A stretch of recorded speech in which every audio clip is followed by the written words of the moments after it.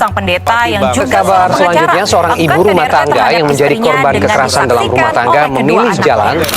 Bayangkan sebuah rumah, tempat yang seharusnya menjadi tempat yang aman dan tentram untuk pulang, justru menjadi medan tempur yang penuh luka tanpa darah. Tahukah Anda, data WHO tahun 2023 menunjukkan bahwa 1 dari 3 perempuan di dunia pernah mengalami kekerasan dari pasangannya. Dan mirisnya, di wilayah kita yaitu Asia Tenggara memiliki prevalensi yang mencapai 33%. Di Indonesia sendiri, Kementerian Pemberdayaan Perempuan dan Perlindungan Anak mencatat lonjakan kasus hingga lebih dari 18.000 kasus pada tahun 2024. Masalahnya, luka ini seringkali tidak terlihat. Ia bersembunyi di balik senyum yang pudar dan potensi yang mati. Inilah alasan kami hadir di sini. Saya, Sabrina Geria Lozai.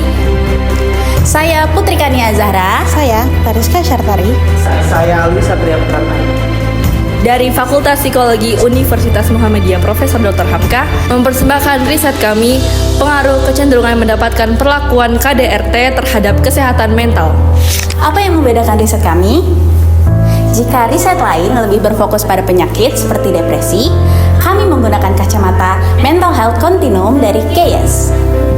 Kami ingin melihat apakah korban KDRT itu hanya bertahan hidup atau bisa berkembang atau bisa kita sebut flourishing. Kami meneliti 102 responden baik suami maupun istri menggunakan aplikasi JASP.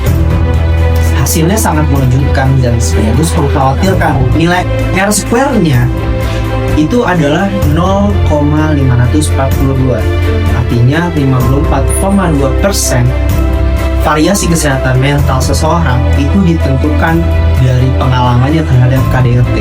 Setiap satu peningkatan skor KDRT, maka kesehatan mental akan anjlok sebesar 0,336 skor. Jadi artinya, bagi penyintas KDRT, rumah bukanlah sekedar latar belakang, akan tetapi menjadi faktor utama apakah mereka akan menjadi flourishing atau languishing. Karena trauma domestik ini mengurangi kapasitas manusia untuk berfungsi secara optimal. Lalu apa hubungannya dengan empoweringnya dan mengapa anak-anak muda harus peduli? KDRT itu menciptakan siklus trauma intergenerasional. Jadi anak-anak muda yang sekarang terpapar KDRT itu akan menjadi calon pemimpin dan orang tua di masa depan, yang membawa beban mental yang berat. Riset kami menawarkan kebaruan melalui adaptasi alat ukur MHCSF oleh Dr. Yulistin Tresnawati.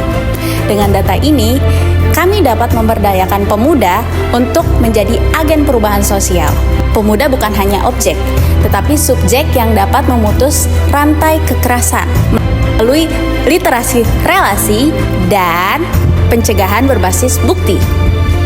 Kesimpulan kami jelas, semakin jarang individu yang mendapatkan kekerasan, semakin meningkat pula kesehatan mentalnya.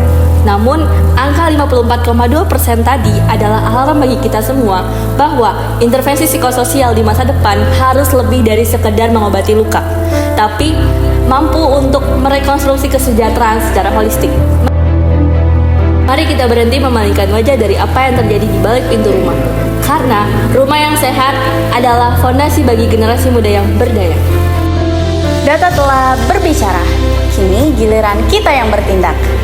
Mari jadikan data penelitian ini sebagai langkah awal untuk memutus siklus kekerasan dan juga memulihkan kesehatan mental generasi bangsa. Empowering Youth, saatnya bergerak Melampaui trauma demi perubahan sosial yang nyata.